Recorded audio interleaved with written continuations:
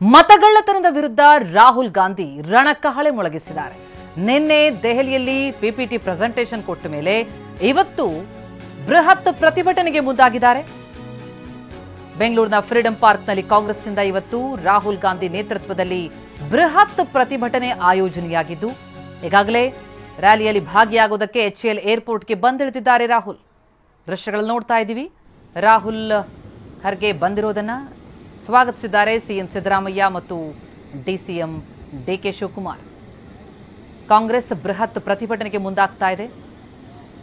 ದೇಶದಲ್ಲಿ ಚುನಾವಣೆಯಲ್ಲಿ ಯಾವುದೇ ಅಕ್ರಮಗಳಾಗಬಾರದು. ಮತ ಹಾಕುವಾಗ ಸಾಕಷ್ಟು ಜನ ಅಕ್ರಮವಾಗಿ ಮತದಾನ ಮಾಡಿದ್ದಾರೆ, ಒಬ್ಬರದ್ದೇ ಹೆಸರು ಹಲವು ಕಡೆಗಳಲ್ಲಿ ದಾಖಲೆಗಳಲ್ಲಿದೆ ಅಂತ ಆರೋಪಿಸಿದ್ರು ರಾಹುಲ್. ಅದರಲ್ಲೂ ಮಹದೇವಪುರ ವಿಧಾನಸಭಾ ಕಾನ್ಸ್ಟಿಟ್ಯೂನ್ಸಿಗೆ ಸಂಬಂಧಪಟ್ಟಂತೆ ಕೆಲ ದಾಖಲೆಗಳನ್ನು ನಿಮ್ಮೆದುರಿಗಿಡ್ತಾ ಇದ್ದೀನಿ ಅಂತ ನಿನ್ನೆ ಹೇಳಿದ್ರು. ಅದಕ್ಕೆ ಮುಂದುವರೆದ ಭಾಗವಾಗಿ ಈಗ ಮತಗಳ್ಳತನದ ವಿರುದ್ಧ ರಣಕಹಳೆ ಮೊಳಗಿಸಿದ್ದು ರ್ಯಾಲಿ ನಡೆಸಲಿದ್ದಾರೆ. ಕಾಂಗ್ರೆಸ್ನಿಂದ ಬೃಹತ್ ಪ್ರತಿಭಟನೆ ಆಯೋಜನೆಯಾಗಿದೆ. ಆ ಪ್ರತಿಭಟನೆಗಾಗಿ ರಾಹುಲ್ ಗಾಂಧಿ ಈಗ ಬೆಂಗಳೂರಿನ HAL ಏರ್ಪೋರ್ಟ್ಗೆ ಬಂದಿಳಿದಿದ್ದಾರೆ. ಎಐಸಿಸಿ ಅಧ್ಯಕ್ಷ ಮಲ್ಲಿಕಾರ್ಜುನ ಖರ್ಗೆ ಕೂಡ ಆಗಮಿಸಿದ್ದು ಅವರನ್ನ ಸಿಎಂ ಡಿಸಿಎಂ ಸ್ವಾಗತಿಸಿದ್ದಾರೆ.